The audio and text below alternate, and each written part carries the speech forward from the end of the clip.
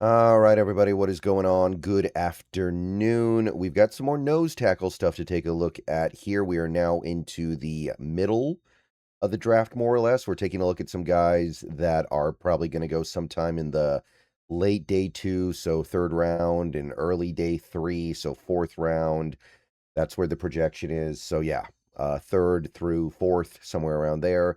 Let's get into it, baby. Let's talk about some of these nose tackles, starting with Dominique Orange, the big citrus of Iowa State, the Cyclones. So 22 years old.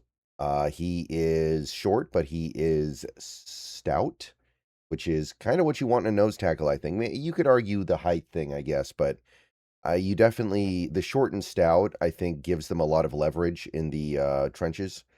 He's got decent arm length. He's got big hands.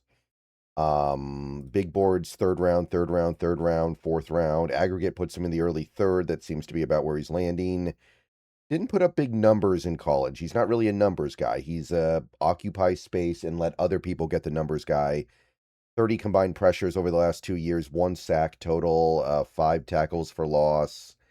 So you're not really looking at him to make the play. You're looking at him to occupy blockers.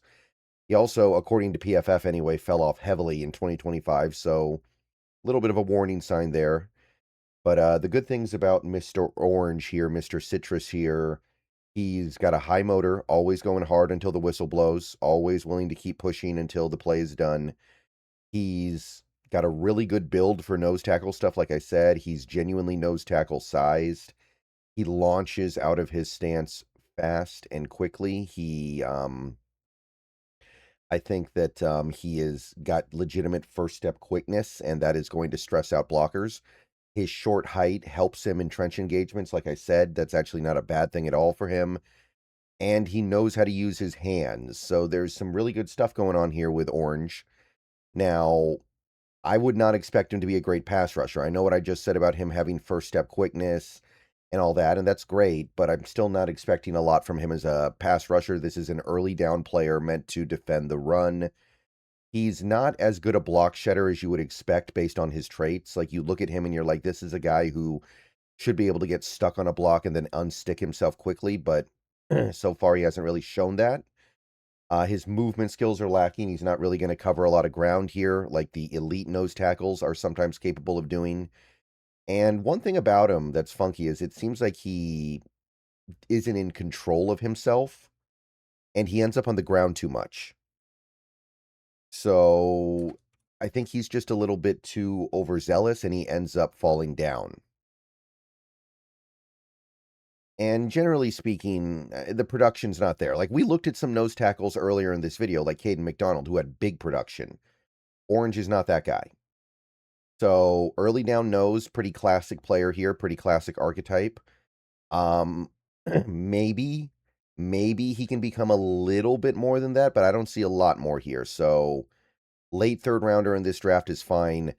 I know that this kind of player is more valuable now than they used to be, but I still kind of feel like if you're talking about a defensive lineman that is mostly meant to play on early downs and doesn't offer much as a pass rusher and also doesn't really produce and is just basically a space occupier, I don't want to get too crazy about something like that. So late third round's fine.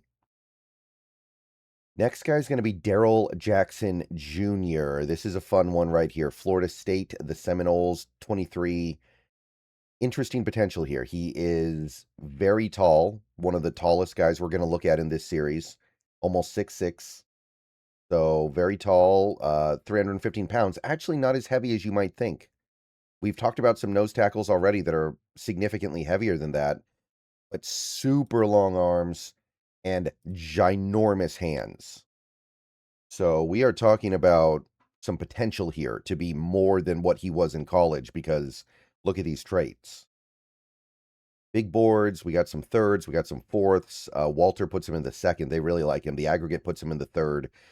You can see the production over the last couple years at Florida State was pretty darn good. Not amazing, but we are talking about something like 75 tackles, 7 for loss, 30 pressures in 2024, which was pretty impressive. Dropped off significantly in 2025, but there's something going on here beyond just your stock standard nose tackle, I think. So he's got the reach and he's giant. Like he could add weight, I think, no problem. So right away, you're like, this guy has stuff that no one else has, or very few people have.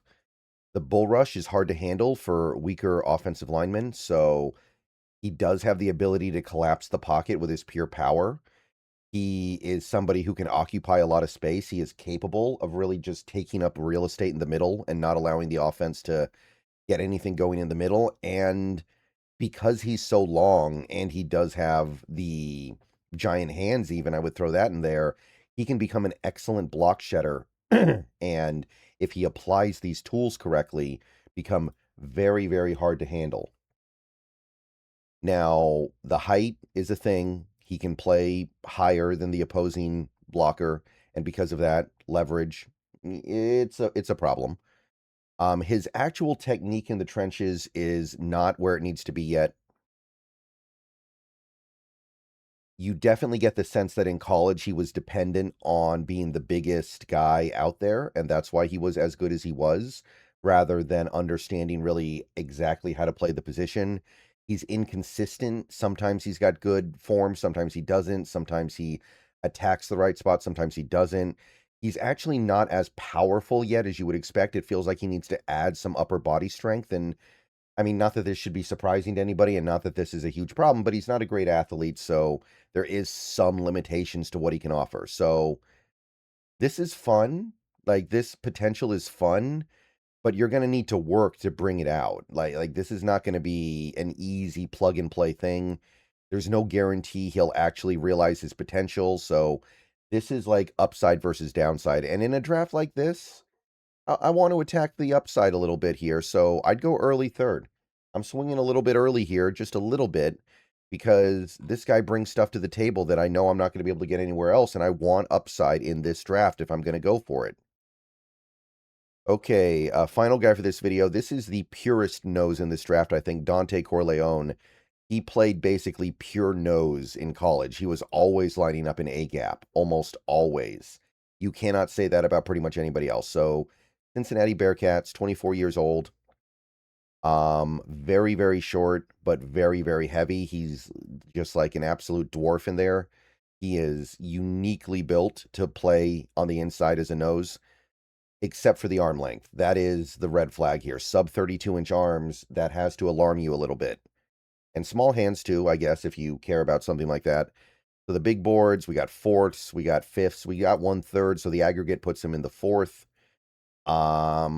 This guy had a chance to be something really special, but the injury red flags have killed him. You can see the production that he had in 2025 was basically nothing because he didn't play as much as he wanted to or people were hoping.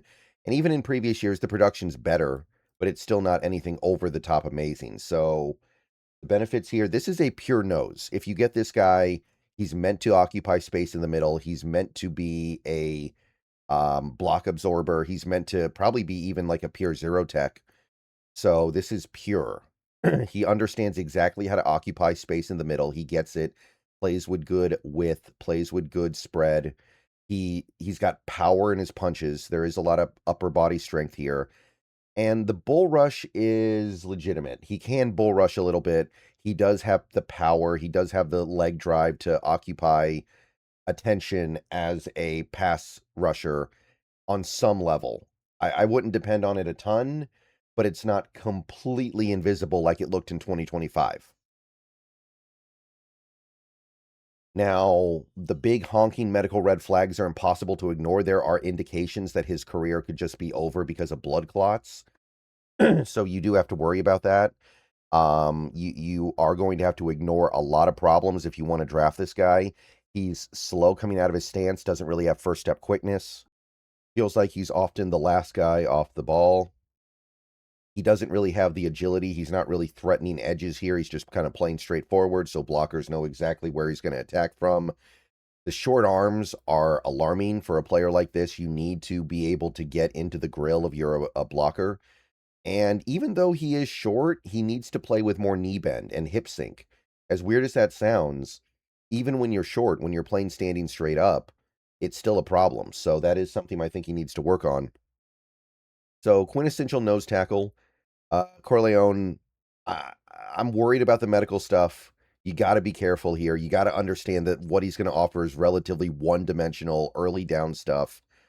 So, 4th round's probably right. I wanted to like this guy more, but I can't justify liking him more than this when there are already big issues. And it's not just medical stuff, by the way. The arm length could neutralize a lot of his potential value. So, yeah, that is it for Dontay Corleone. I'm going to do another nose tackle video probably later today, and that'll wrap up the position. It's a good class. You just got to find the guy you like and go for him, but maybe you don't go for anyone because you don't feel like you want one. Let me know what you guys think. I'll see you guys later. Go Hawks. More stuff soon.